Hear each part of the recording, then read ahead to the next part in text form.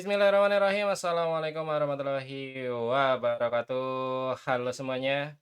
Balik lagi bersama saya Nurul Hadi Pauji di channel Ngapakpedia.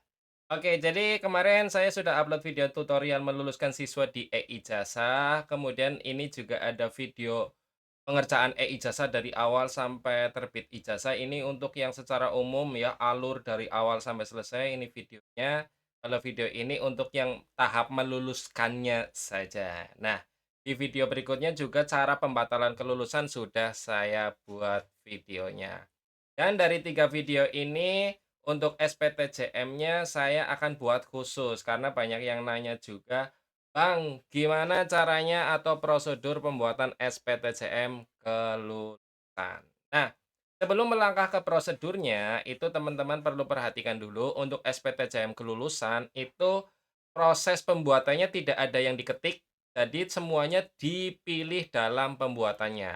Nah, dipilihnya itu maka syaratnya adalah kalian harus sudah isi pengaturan KS dan metode pengesahan. Jadi KS-nya siapa, gelarnya apa, seperti di video saya sebelumnya di cara meluluskan siswa. Kemudian sudah isi nomor SK kelulusan. Jadi satu nomor untuk semua siswa, meskipun ada yang perbaikan, ada siswa. Siswa sedang perbaikan. Karena SPTJM itu nanti bisa tidak semua siswa ya, misalnya yang lagi perbaikan ditinggal dulu ndak masalah gitu. Kemudian yang ketiga, sudah melakukan penetapan kelulusan bagi siswa yang datanya sudah valid. Jadi, kalian itu bisa meluluskan bertahap. Kalau yang sudah valid diluluskan dulu, di SPTJM-kan dulu, bisa ya. Tapi kalau yang belum valid jangan diluluskan dulu juga bisa. Nah, nanti untuk SPTJM-nya tentunya hanya untuk yang sudah valid saja atau yang sudah diluluskan. Jadi, nanti kalau yang sedang perbaikan sudah benar, bisa diproses pelulusan lagi dan dibuat SPTJM lagi khusus siswa susulan itu. Kenapa bisa saya katakan seperti itu? Karena sebenarnya sudah ada pemberitahuannya, teman-teman. Di sini saya sudah screenshot sebentar. Nah, ini ya screenshotnya. Nah, jadi di Instagram sudah diberitahukan bahwa SPTJM dapat diajukan lebih dari satu kali. Ya, ini resmi dari Kemdikbud ya. Kemudian, peserta didik yang sudah valid dapat diproses terlebih dahulu tanpa harus menunggu peserta didik yang masih dalam proses perbaikan data. Jadi yang sedang perbaikan ditinggal dulu nggak apa-apa. Yang penting jangan diluluskan dulu. Itu yang sedang perbaikan agar tidak masuk ke data SPTJM. Karena yang masuk ke data SPTJM adalah yang sudah diluluskan, ya. Kemudian tidak ada batasan waktu dalam pengajuan SPTJM untuk peserta didik yang masih dalam proses perbaikan data. Jadi nanti, selama masih perbaikan, ya udah ditunggu sampai perbaikannya masuk ke e-ijazah, ya. Jadi ini lebih mempermudah kita. Nah, seluruh SPTJM mengacu pada satu nomor SK penetapan kelulusan dalam satu tahun ajaran yang sama. Makanya tadi saya katakan ya, sudah isi nomor SK kelulusan, satu nomor untuk semua siswa.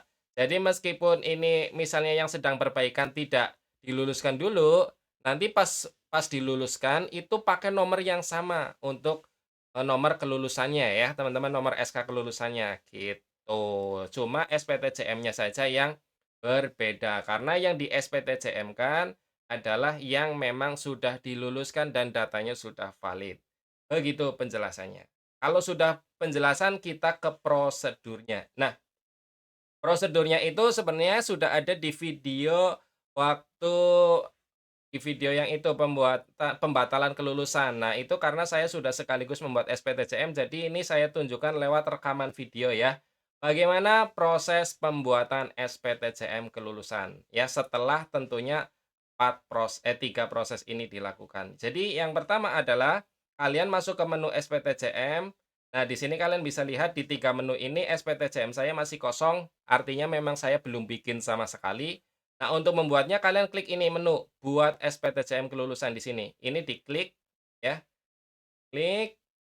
Nah, sehingga muncul beberapa tabel kolom ya yang harus diisi, yaitu tahun ajaran dipilih, kepala satuan dipilih, tingkat kelas dipilih, nomor kelulusan juga dipilih, ya. Makanya tadi saya ngomong, semuanya dipilih, tidak ada yang diketik. Jadi kalau di sini opsinya tidak muncul, kalau opsinya tidak muncul, di-refresh, kemungkinan karena masalah jaringan ya, seperti itu. Jadi pastikan di sini opsinya itu muncul semua berdasarkan data inputan sebelumnya ya.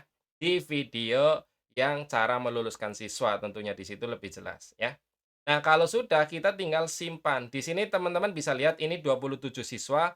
Saya karena sudah valid semua dan 27 siswa itu sudah saya luluskan.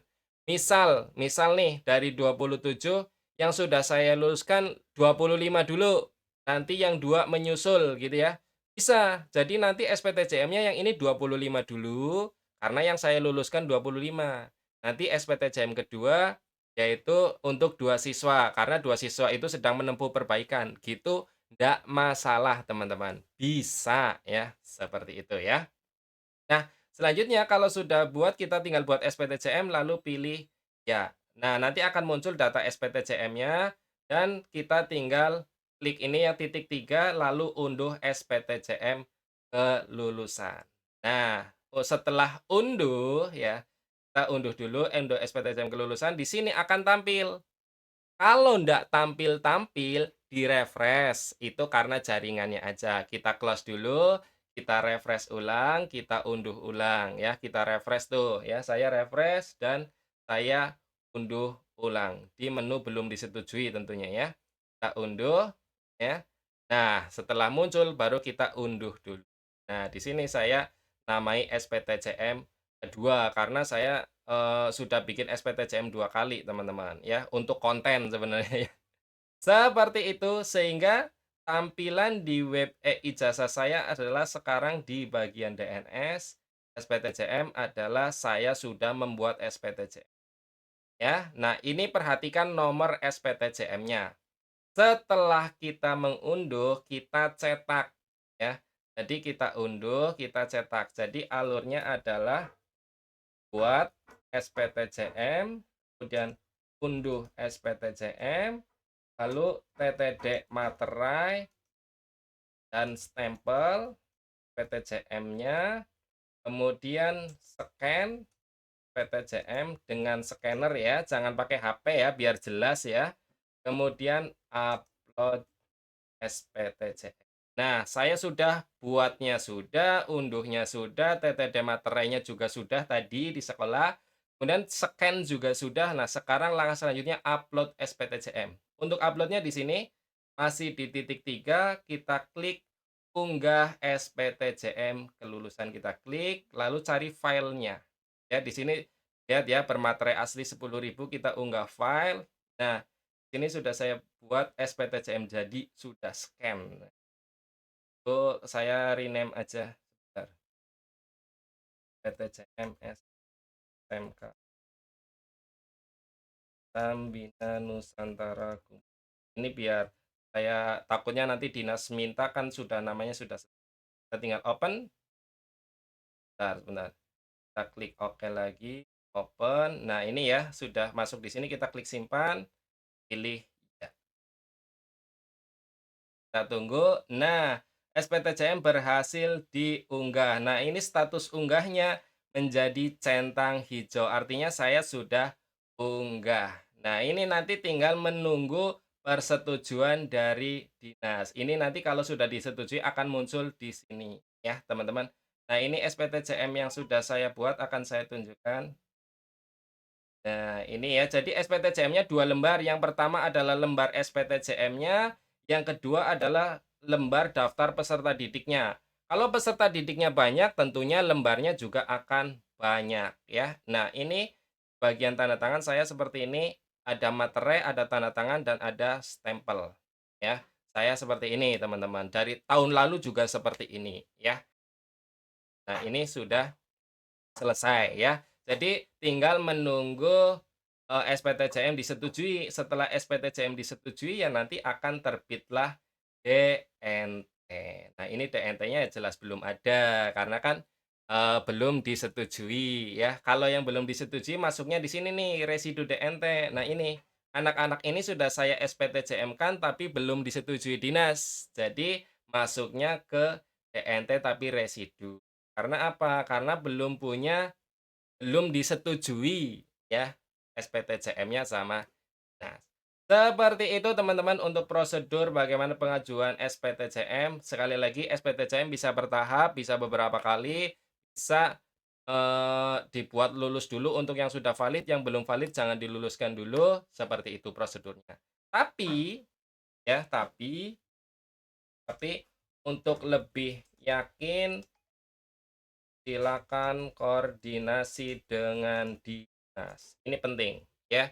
Jadi di tutorial saya seperti ini, tapi teman-teman silakan koordinasi dengan dinas, siapa tahu ada kebijakan yang berbeda atau ada hal lain yang mungkin saya salah dalam penyampaian, karena ini hal yang penting ya teman-teman, jadi berhati-hatilah. Seperti itu.